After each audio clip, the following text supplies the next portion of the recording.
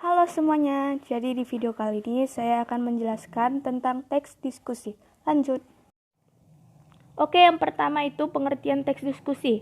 Teks diskusi adalah teks yang memuat pendapat yang berbeda mengenai suatu hal sehingga pihak yang berlawanan saling membahas topik yang dipermasalahkan. Yang kedua itu adalah tujuan teks diskusi, atau bisa juga disebut dengan fungsinya teks diskusi. Memiliki tujuan untuk menyampaikan pendapat pada pembahasan suatu isu, sampai mendapat kesepakatan dari kedua pihak yang berdiskusi. Yang ketiga, struktur teks diskusi. Pertama kita bahas tentang isu dulu. Isu adalah unsur dalam teks diskusi yang berisi gambaran atau fenomena permasalahan yang akan dibahas dalam kegiatan diskusi. Yang kedua, argumen dalam teks diskusi adalah berbagai pendapat yang ada mengenai permasalahan yang dibahas dalam diskusi.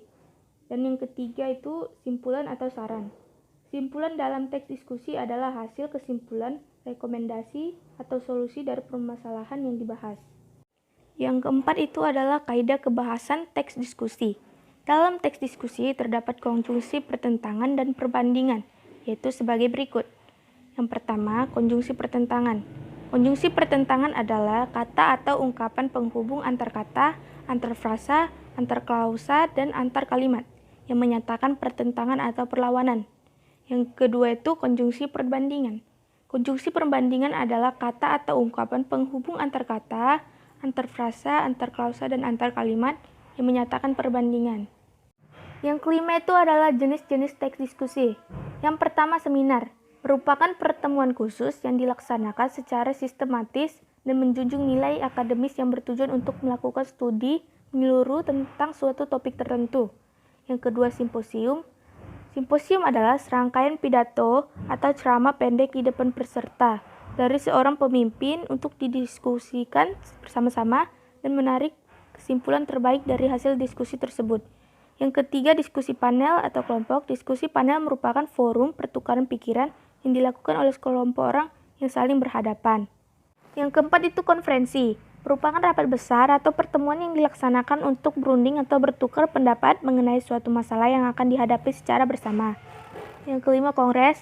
Kongres adalah pertemuan besar para wakil organisasi, baik organisasi politik, sosial, atau suatu keprofesian, seperti dokter, arsitek, seniman, dan sebagainya, untuk mendiskusikan dan mengambil keputusan terhadap suatu topik permasalahan yang harus diambil jalan keluarnya.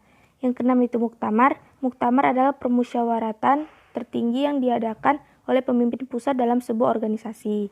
Ketujuh, lokakarya. Lokakarya adalah pertemuan yang dilaksanakan oleh para ahli bidang tertentu untuk membahas atau mendiskusikan suatu permasalahan yang terkait dengan keahlian mereka.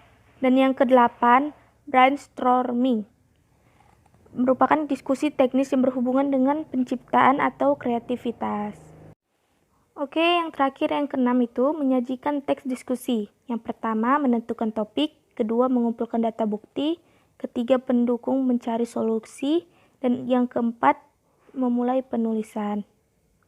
Sekian video dari saya. Maaf bila ada kesalahan. Terima kasih.